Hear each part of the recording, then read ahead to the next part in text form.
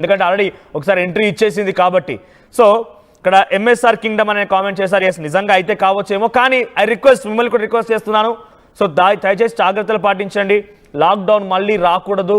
మళ్ళీ మన వాళ్ళు మన పక్కనే ఉండి మనతో పాటు తిరిగే వాళ్ళు, మనతో మాట్లాడే వాళ్ళు, మన పక్కనే కూర్చునే వాళ్ళు, మన ఇంట్లో వాళ్ళు మళ్ళీ అటువంటి దుర్మార్గమైన పరిస్థితికి తలెత్తి వారు డేంజరస్కి వెళ్ళిపోయి వారు, నేను ఇక్కడ మాట అనకూడదు బట్ మాట్లాడాల్సి వస్తుంది, వారి మరణం మనం చూడకూడదు, వారు ఇబ్బంది పడకూడదు, మనకు ఏమీ అవ్వకూడదు అంటే ఈ రోజు నుంచే స్టార్ట్ చేయండి. దయచేసి మాస్క్ ధరించడం.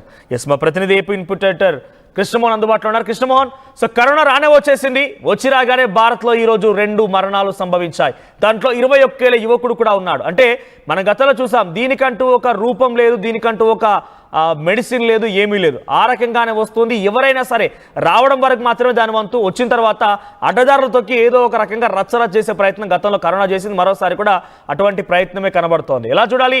సో ఈ మరణాల తర్వాత ప్రభుత్వాలు ఏ రకంగా అలర్ట్ అయ్యే అవకాశం ఉంది? మూడో phase, third phase corona Bharat లో కూడా ఎంటర్ అయింది అనేది ఒక పెద్ద కలకలం పేర్కొన్న పరిస్థితి. చాలా అప్రమత్తంగా ఉండాల్సిన పరిస్థితి.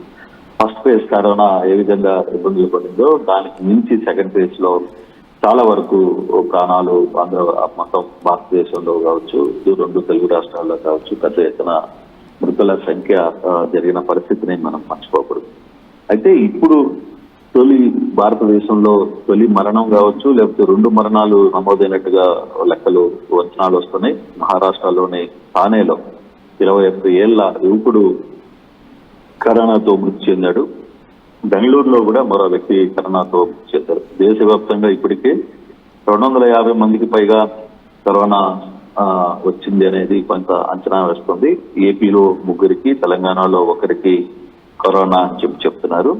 అలాగే మహారాష్ట్ర, కర్ణాటక, కేరళ, తమిళనాడులో కూడా కరోనా డేంజర్ బెల్స్ మోగుతున్నాయి. పర్టికులర్ గా అయితే ఆంధ్రప్రదేశ్ లో నిన్న మంత్రి హెల్త్ మినిస్టర్ సత్యకుమార్ దీని మీద ఒక సమీక్ష కూడా నిర్వహించారు.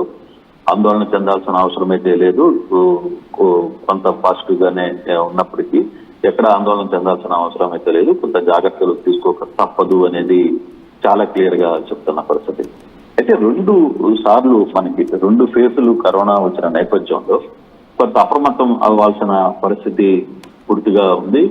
కోవిడ్ వ్యాక్సిన్ ఇప్పటికే అందుబాటులో కొన్ని ఉంచారనేది సమాచారం వస్తుంది. అంటే ఇంకా అధికారికంగా ఇంకా పూర్తి స్థాయిలో ప్రబల కాలేదు కాబట్టి కొంత ఈ ఆహారం మీద మాత్రం ఇక్కడికక్కడ కొంచెం ఈ అవస్థలు పూర్తిగా ఉన్నాయి. కొన్ని డేంజర్ బెల్స్ అయితే మోగుతుంది. సెంట్రల్ గవర్నమెంట్ చాలా క్లియర్ గా ఒక మాట అయితే చెప్పింది.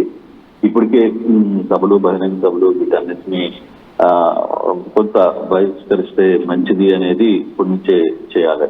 అయితే దీని మీద కేంద్ర ప్రభుత్వం ఎటువంటి నిర్ణయం తీసుకోలేదు. ఇంకా పూర్తి స్థాయిలో దీని మీద కొంత చర్చ అయితే జరుగుతోంది. కానీ ఇది ఏంటి, దీనికి పాజిటివ్ గా ఎటువంటి మెడిసిన్స్, గతంలో కోవిడ్ వచ్చినప్పుడు ఫస్ట్ సారి కంటే కూడా సెకండ్ టైం వచ్చినప్పుడు కొంత వ్యాక్సిన్స్ మనం అందించగలిగాం, కొందరు చాలా వరకు ప్రాణాలని కాపాడగలిగాం. అయితే బేసిక్ గా ఈ కరోనా మహమ్మారితో వచ్చిందంటేనే ముందు మనిషికి ఉన్న భయం పూర్తిగా కూడా ఆ భయంతోనే చాలా మంది మృతి చెందిన పరిస్థితులు కూడా మనం గమనించాం. అటువంటి సందర్భాల్లో నుంచి ఈసారి మెరుగైన ఫలితాలకి రావాలి, ఖచ్చితంగా పానిక్ కాకుండా ఉండాల్సిన పరిస్థితి ఉంది అనేది కొంతమంది అధికారులు మాట్లాడుతున్నారు. అయితే ఇప్పటికే చాలా వరకు కూడా రోడ్ల మీద మాస్కులతో జనాలు తిరగడం కూడా ప్రారంభించారు. కొంత ఆ ఎక్స్పీరియన్స్ ఉంది. 2014, 2016లో వచ్చిన ఈ కోవిడ్ సందర్భంగా వచ్చిన వ్యవహారాలు, 2019 నుంచి 2021 రెండిట్లో వచ్చిన కోవిడ్ ఎఫెక్ట్ ని డెఫినెట్ గా కొంత ఎక్స్పీరియన్స్ ఉంది కాబట్టి ఆ ఎక్స్పీరియన్స్ తోనే పబ్లిక్ కొంత అప్రమత్తంగా ఉండాలి అనేది చాలా క్లియర్ గా చెప్తున్నారు. కానీ అధికారికంగా ఇంకా భారతదేశంలో కోవిడ్ ఉంది, కోవిడ్ డేంజర్ బెల్స్ మోగుతున్నాయి అనే వ్యవహారం మీద ఇట్లా కేంద్ర ప్రభుత్వాలు కావచ్చు, రాష్ట్ర ప్రభుత్వాలు ఎక్కడ కూడా అప్రమత్తం అయిన పరిస్థితి అయితే లేదు. కానీ కొంత అలర్ట్ గా అంటారు, పబ్లిక్ కూడా కొంత అప్రమత్తమైన పరిస్థితిని మనం చూడాల్సిన స్పష్టంగా కనపడుతుంది. సో అంటే ఇప్పుడు ఇంపాక్ట్ ఏ విధంగా ఉండబోతుంది అంటే గతంలో మనకి పోస్ట్ కోవిడ్ తర్వాత కోవిడ్ అనే ఈ 2 రకాలుగా మెడిసిన్స్ కావచ్చు, లేకపోతే ఇతర ఆహారాలన్నింటినీ కూడా ప్రభుత్వాలు కూడా వ్యాక్సిన్స్ కావచ్చు వీటన్నిటి కూడా అందించిన ప్రయత్నం చాలా సీరియస్ గా చేశారు. కొంత ఆ ఆహారంలో కొంత మనకి ముందడుగు వేసాం. అప్పుడు కూడా ప్రపంచ దేశాలన్నింటికి కూడా భారతదేశం నుంచే చాలా వరకు వ్యాక్సిన్స్ అందించి కాపాడారు. కృష్ణమోహన్, ఇక్కడ ఏపీలో వచ్చినటువంటి ఆ ముగ్గురు ఎవరైతే కరోనా పాజిటివ్ నిర్ధారణ అయిందో ఆ ముగ్గురిని ఏ రకంగా ట్రీట్ చేస్తోంది గవర్నమెంట్? వారిని ఐసోలేషన్ పంపించారా? వారితో కాంటాక్ట్లో ఉన్న వారిని ఎవరైనా టెస్టులు చేశారా? ఏ రకంగా ప్రికాషన్ తీసుకుంటున్నారంటే గతంలో మనం గమనిస్తే ఒక్క చోట ఒకరికి వచ్చిందని అంటే సుమారుగా చుట్టుపక్కల తన కాంటాక్ట్ అందరినీ కూడా పరీక్షించేవారు. పాజిటివ్ నెగిటివ్ తేలిన తర్వాతనే వారిని వదిలేసేవారు. ఆ తర్వాత ఇక్కడ పాజిటివ్ వచ్చిన వ్యక్తిని కూడా ఐసోలేట్ చేసి చికిత్స అందిస్తుండేవారు. సో కరోనా గురించి తెలంగాణలో అయితే పెద్ద ఎత్తున ఆల్రెడీ హాస్పిటల్స్ వైజ్గా వార్డులు ఏర్పాటు చేశామని చెప్తున్నారు. అటు ఏపీ సిచ్యువేషన్ ఎలా ఉంది? ఏపీలో కడపలో 2 కేసులు నమోదైనా కూడా దాని గురించి ఒక 2 రకాల అధికారులు అయితే పూర్తిగా కరోనా ఇంపాక్ట్స్ కనపడుతున్నాయి కానీ మేము కరోనాగా నిర్ధారించలేదనేది అధికారులు క్లియర్ గా చెప్తున్నారు. అక్కడ డిఎంహెచ్ఓ ఒక వాదన వినిపిస్తున్నారు, అక్కడ ఉన్న గవర్నమెంట్ హాస్పిటల్ అధికారులు ఒక రకమైన వాదన వినిపించే ప్రయత్నం చేశారు. కాకపోతే ఇదే వ్యవహారం మీద నిన్న ఆర్టీవీతో కూడా మంత్రి హెల్త్ మినిస్టర్ సత్యకుమార్ మాట్లాడుతూ డేంజర్ బెల్స్ అయితే ఏమీ లేవు, మీరు ఆందోళన చెందాల్సిన అవసరం అంతకంటే లేదు, కొంత ఆ సింటమ్స్ ఉన్నప్పుడు మేము అప్రమత్తమయ్యాం, అంతేగాని ఇది కరోనాగా మేమే నిర్ధారించట్లేదు అని చెప్పి ఆయన క్లియర్ గా ఆర్టీవీతో కూడా మాట్లాడిన పరిస్థితి ఉంది.